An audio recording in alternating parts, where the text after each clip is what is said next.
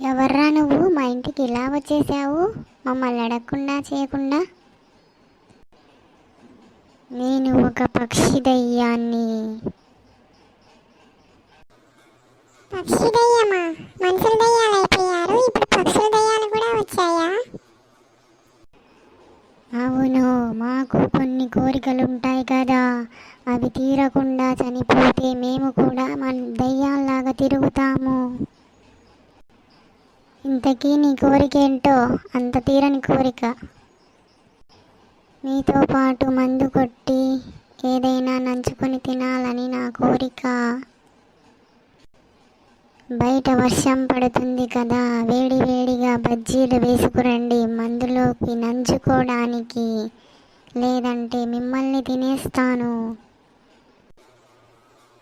అమ్మో వద్దులేవే తల్లి, వేసుకొస్తాను ఆగవే. బజ్జీలకు శనగపిండి లేదు కానీ పక్కింటి కోడిని పట్టుకొచ్చి తీసుకొని వచ్చాను, కాల్చుకొని తినేసేవే తల్లి.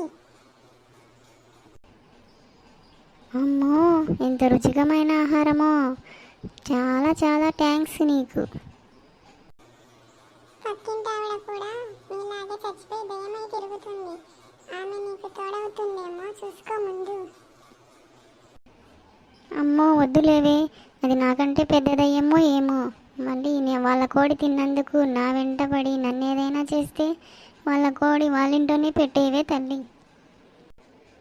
మందు ఒకటి తాగి నేను వెళ్ళిపోతాను లేవే.